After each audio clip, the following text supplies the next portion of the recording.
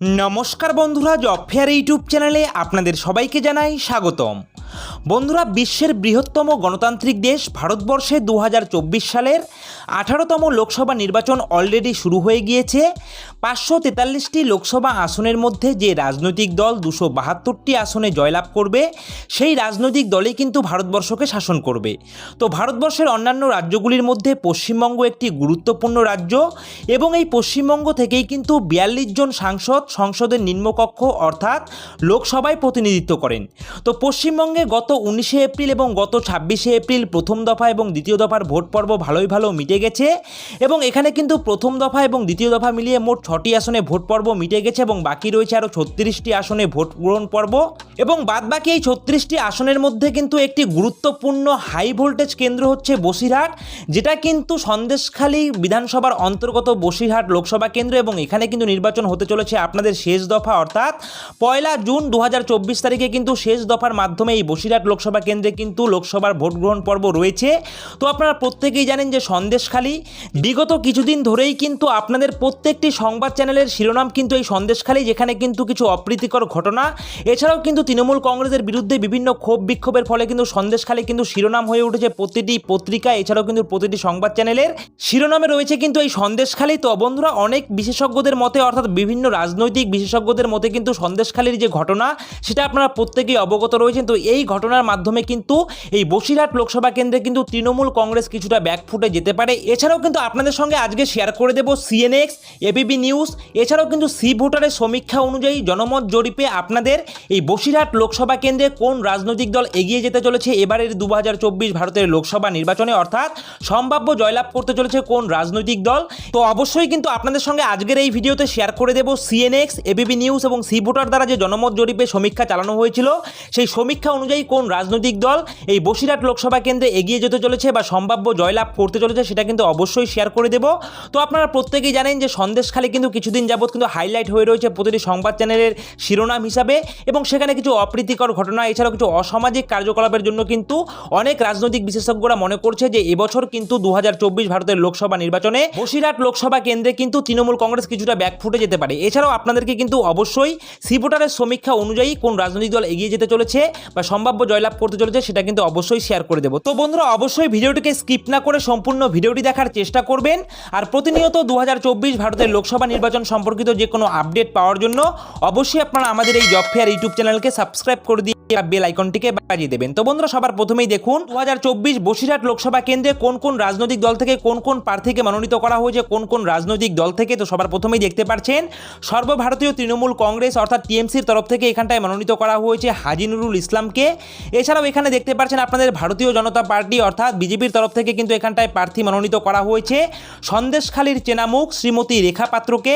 এছাড়াও দেখতে পাচ্ছেন এখানটায় জোট প্রার্থী অর্থাৎ বাম কংগ্রেস বাম প্রার্থী এখানটায় কিন্তু রয়েছে নিরাপদ সর্দার, আপনারা অন স্ক্রিন দেখতে পাচ্ছেন। এছাড়াও এখানে দেখতে পাচ্ছেন আইএসএফ প্রার্থী হিসাবে মনোনীত হয়েছেন আক্তার রহমান বিশ্বাস। তো বন্ধুরা, এখানটায় কিন্তু বিভিন্ন রাজনৈতিক দল থেকে আরও বিভিন্ন রকম প্রার্থী কিন্তু মনোনীত হয়েছে। তো আমি কিন্তু সেগুলি আর দেখাচ্ছি না, আমি কিন্তু এখানটায় তৃণমূল কংগ্রেস বিজেপি এছাড়াও কিন্তু জোট প্রার্থী এছাড়াও আইএসএফ প্রার্থীর নাম কিন্তু আপনাদের সঙ্গে শেয়ার করে দিলাম। তো বন্ধুরা, এখানটায় সি ভোটারের সমীক্ষা দেখানোর আগে আপনাদের একটু দেখে নিতে হবে 2019 সালে বসিরহাট লোকসভা কেন্দ্রে কোন রাজনৈতিক দলের এখানটায় কেমন ফলাফল হয়েছিল।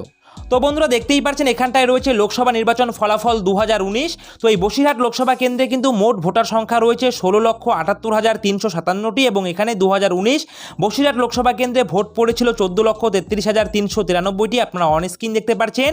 এবং এখানটায় দেখুন 2019-এর ফলাফল কী ছিল। এখানে কিন্তু 2019 বসিরহাট লোকসভা কেন্দ্রে তৃণমূল কংগ্রেসের মনোনীত প্রার্থী নুসরত জাহান কিন্তু এখানটায় জয়লাভ করেছিল এবং এখানে তার প্রাপ্ত ভোট ছিল 7,82,078টি এবং এখানে তার ভোট শেয়ার ছিল দেখতে পাচ্ছেন 54.55% এবং এরপরে দেখতে পাচ্ছেন বিজেপির তরফ থেকে 2019 সালে বসিরহাট লোকসভা কেন্দ্রে কিন্তু মনোনীত প্রার্থী ছিলেন বিজেপির তরফ থেকে সায়ন্তন বসু এবং এখানে তার প্রাপ্ত ভোট ছিল 4,31,709টি এবং এখানে কিন্তু তার ভোট শেয়ার ছিল 30.11% এবং এরপরে দেখতে পাচ্ছেন কংগ্রেসের তরফ থেকে মনোনীত প্রার্থী ছিলেন কাজী আব্দুর রহিম এবং এখানে তার প্রাপ্ত ভোট ছিল 1,04,183টি এবং এখানে তার ভোট শেয়ার ছিল 7.27% এবং এখানে দেখতে পাচ্ছেন সিপিআইএমের তরফ থেকে কিন্তু মনোনীত প্রার্থী ছিলেন পল্লব সেনগুপ্ত এবং এখানে তার প্রাপ্ত ভোট ছিল 68,316টি এবং এখানে তার ভোট শেয়ার ছিল 4.76% এবং এখানটা দেখতে পাচ্ছেন নির্দল দল থেকে কিন্তু মনোনীত প্রার্থী ছিলেন পরিমল মিস্ত্রি, যার প্রাপ্ত ভোট সংখ্যা ছিল 10,953টি এবং এখানে কিন্তু তার ভোট শেয়ার ছিল 0 0.76% এবং এরপরে দেখতে পাচ্ছেন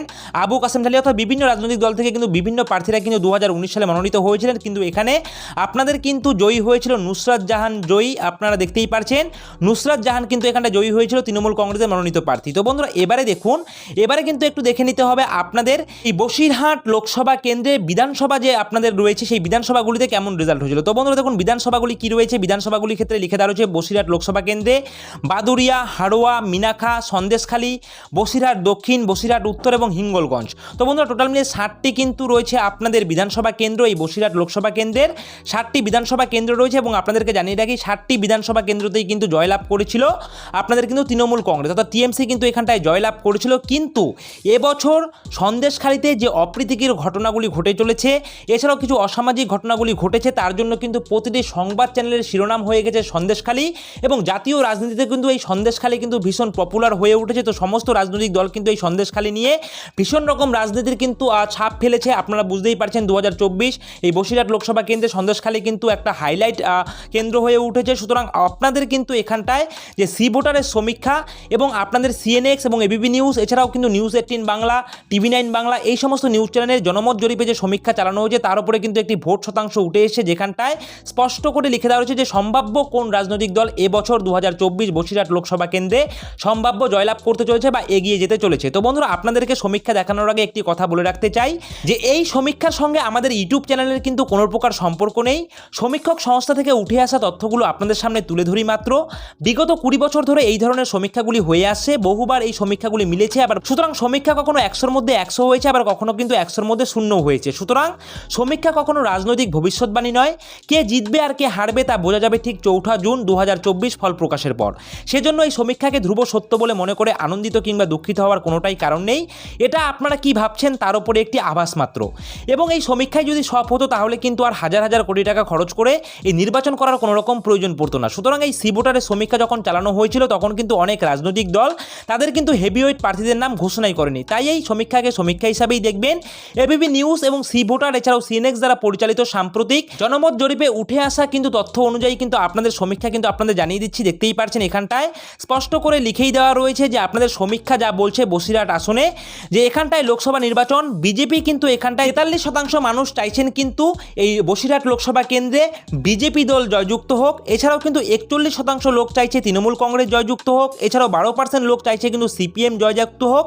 এছাড়াও কিন্তু আপনাদের অন্যান্য যে সমস্ত এখানটায় দলগুলি রয়েছে নির্দল থেকে শুরু করে আইএসএফ, তারা কিন্তু বলছে 4% জনমত সমীক্ষা অনুযায়ী কিন্তু বলছে তারা জয়ী হোক। সুতরাং এখানটায় কিন্তু আপনাদের যে আপনাদের জনমতের যে উপরে সমীক্ষা চালানো হয়েছে সেখান থেকে 43% লোক চাচ্ছে কিন্তু বিজেপি দল এই বসিরহাট লোকসভা কেন্দ্রে জয়যুক্ত হোক। এছাড়াও কিন্তু আপনাদের 41% লোক চাইছে তৃণমূল কংগ্রেস জয়যুক্ত হোক। তো বন্ধুরা বুঝতেই পারছেন ভীষণ হাড্ডাহাড্ডি লড়াই হতে চলেছে এই বসিরহাট লোকসভা কেন্দ্রে 2024। এবং এখানটায় দেখুন এখানটায় স্পষ্ট করে লিখে দেওয়া রয়েছে যে 1% ভোট অর্থাৎ 1% ভোটের যদি অদল বদল হয়ে যায় তাহলেই কিন্তু ভোটের রেজাল্ট এখানটায় আলাদা হয়ে যাবে, সেটাই কিন্তু সমীক্ষা অনুযায়ী তথ্য উঠে আসে। সুতরাং এখানটায় আপনাদের জনমত জরিপে যে সমীক্ষা চালানো হয়েছে সেখান থেকে কিন্তু অবশ্যই বিজেপি কিন্তু এখানটায় এগিয়ে রয়েছে। এই বসিরহাট লোকসভা কেন্দ্রে কিন্তু বিজেপি এগিয়ে থাকছে জনমত জরিপের সমীক্ষা অনুযায়ী। তো বন্ধুরা এই রয়েছে কিন্তু আজকের ভিডিওটি যদি আপনাদের ভালো লেগে থাকে তাহলে অবশ্যই ভিডিওটিকে শেয়ার করে দিয়ে আপনাদের প্রয়োজনীয় বন্ধুদের সঙ্গে এই তথ্যটি কিন্তু শেয়ার করে দিতে পারেন। এবং অবশ্যই 2024 ভারতের লোকসভা নির্বাচন সম্পর্কে খুঁটিনাটি আপডেট পাওয়ার জন্য অবশ্যই আপনারা আমাদের এই জব ফেয়ার ইউটিউব চ্যানেলকে সাবস্ক্রাইব করে দিয়ে পাশে থাকা বেল আইকনটিকে বাজিয়ে দেবেন। আর এভাবেই আপনারা আমাদের এই জব ফেয়ার ইউটিউব চ্যানেলের পাশে থাকবেন। সকলে মিলে ভালো থাকবেন, সুস্থ থাকবেন। জয় হিন্দ।